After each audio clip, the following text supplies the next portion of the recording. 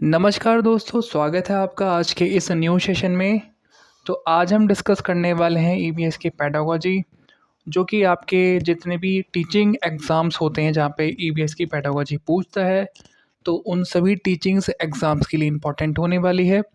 और इस क्लास का आपको फ़ायदा तभी मिलेगा जब आप इसको अंत तक पूरा देखेंगे।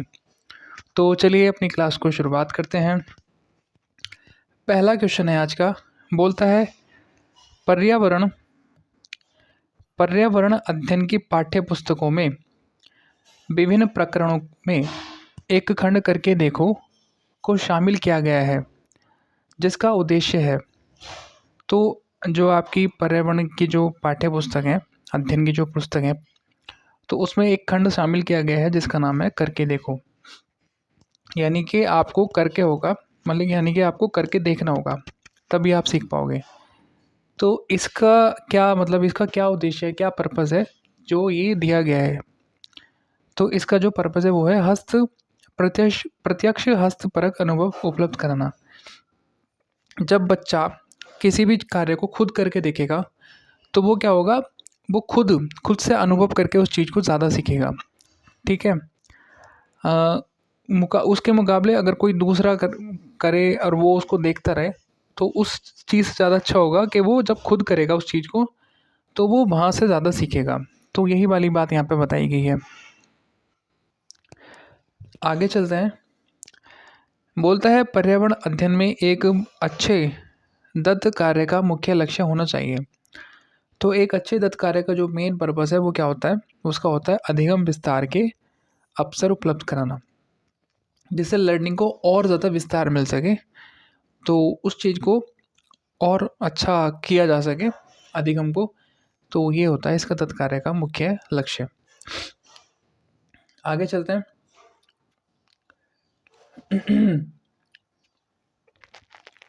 आगे बोल रहा है पर्यावरण अध्ययन के शिक्षक के रूप में चिड़ियाघर के भ्रमण का आयोजन करने का मुख्य उद्देश्य होना चाहिए। तो चिड़ियाघर के भ्रमण का आयोजन किया गया है, तो इसका क्या पर्पस है, क्यों ऐसा किया गया है, जिससे बच्चे देख के सीख सकें, उनको प्रत्यक्ष अनुभव मिल सके। तो क्या आंसर हो जाएगा, शिक्षार्थियों को सक्रिय अधिगम अनुभव उपलब्ध कराना। ठीक है। अगर आप बच्चे को किताब में कोई चीज़ चिड़िया दिखाओगे या कोई पक्षी दिखाओगे, तो वो वहाँ से इतना नहीं सीख पाएगा जितना वो सामने अगर कुछ चीज़ हो उसके उस वेस में, अगर उस वे में जितना सीख पाएगा। ठीक है। प्रत्यक्ष ज्ञान में ज़्यादा सीखता है बच्चा, बच्चा हो या फिर कोई आदमी भी हो। ठीक है। आगे चलते हैं। बोलता है कविता पर्यावरण अध्ययन की कक्षा में गरीबी, निरक्षरता और वर्ग असमानता जैसे सामाजिक मुद्दों पर बल देना चाहती है। डैश अधिगम अनुभव इस उद्देश्य की प्राप्ति में अधिक प्रभावी होगा।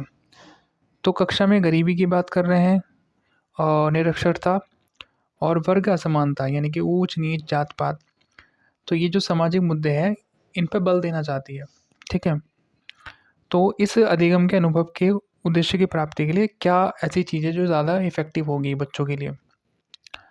तो शिक्षार्थियों को संबंधित जानकारी एकत्रित करने और उनका विश्लेषण करने के लिए सामूहिक परियोजना बनाने के लिए कहना, यानी कि इस तरह की जो जानकारी है उनको एकत्रित करें और उनका विश्लेषण करें और ग्रुप में डिवाइड कर दें, 5 बच्चों का ग्रुप, 4 बच्चों का ग्रुप।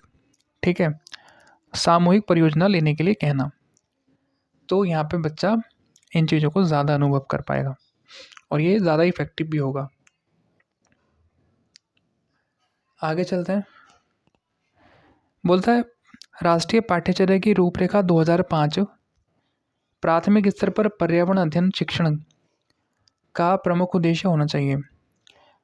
तो एनसीएफ 2005 की जो प्राथमिक स्तर पर पर्यावरण अध्ययन के जो शिक्षण है उसका मेन पर्पस क्या है कि कक्षीय अधिगम को विद्यालय के बाहर के जीवन से जोड़ना, यानी कि जो भी कक्षा में पढ़ाया जा रहा है उसको बच्चे की जो रियलिस्टिक लाइफ है उससे जोड़ना, तभी तो वो समझ पाएगा।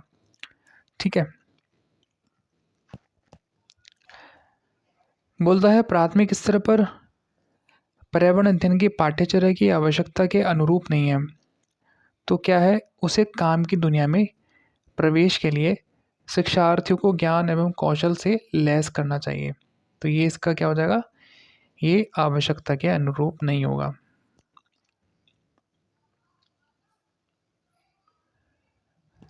आगे बोलता है पर्यावरण अध्ययन की पाठ्य पुस्तकों में कविताओं और कहानियों को शामिल करने का उद्देश्य नहीं है। तो नित्य और एक रस विषय वस्तु में बदलाव करना, इसका इसीलिए क्या होता है, कहानियों को और कविताओं को जो है आपकी पर्यावरण की जो अध्ययन की पाठ्य पुस्तक है उसमें शामिल नहीं किया जाता, क्योंकि नित्य और एक रस विषय वस्तु में बदलाव करना। आगे चलते हैं। आगे बोल रहा है कि पर्यावरण अध्ययन की एक अच्छी पाठ्यचर्या को बच्चे के प्रति सही, जीवन के प्रति सही और विषय के प्रति सही होना चाहिए। पाठ्यचर्या की विशेषताओं में डैश आवश्यकता को पूरा नहीं करती हैं, तो शब्दावली और परिभाषाओं पर अधिक बल देना। तो ये जो चीज़ है ये आवश्यकता को पूरा नहीं करती हैं, ठीक है, शब्दावली और परिभाषा। बोलता है प्रयोगशीलता, खोजना, जांच पड़ताल, प्रश्न पूछना पर्यावरण अध्ययन के सक्रिय अधिगम के अनिवार्य तत्वों का निर्माण करते हैं। एक शिक्षक खाना जो हमें खाना चाहिए की संकल्पना के बारे में बताने के लिए गतिविधियों की व्यवस्था करता है। तो एक जो शिक्षक है वो खाना जो हमें खाना चाहिए उसकी संकल्पना को बताना चाहते हैं, ठीक है, तो उसको बताने के लिए गतिविधियों की व्यवस्था करते हैं, यानी कि कुछ एक्टिविटी की मतलब कुछ एक्टिविटी का आयोजन करते हैं। तो डैश सक्रिय अधिगम को संतुष्ट करेगा, तो क्या करेगा, ऐसी क्या गतिविधि होंगी जो इस संकल्पना को बताने के लिए, बच्चों को समझाने के लिए संतुष्ट करेंगी वो सारी जो गतिविधियाँ हैं। तो क्या होगा, शिक्षार्थियों से कहता है कि सभी संभावित स्रोत से संबंधित जानकारी एकत्र करें। तो जो शिक्षक है वो शिक्षार्थियों से कहेगा कि जितने भी संभावित स्रोत हैं खाने के, तो उनसे जो संबंधित जानकारियां हैं वो सारी इकट्ठी करो। कक्षा 4 के शिक्षार्थियों को हवा सब जगह है प्रकरण पढ़ाते समय गीतिका डैश गतिविधियों को करने की योजना बनाती है, तो क्षेत्र भ्रमण पर ले जाने के लिए, ठीक है।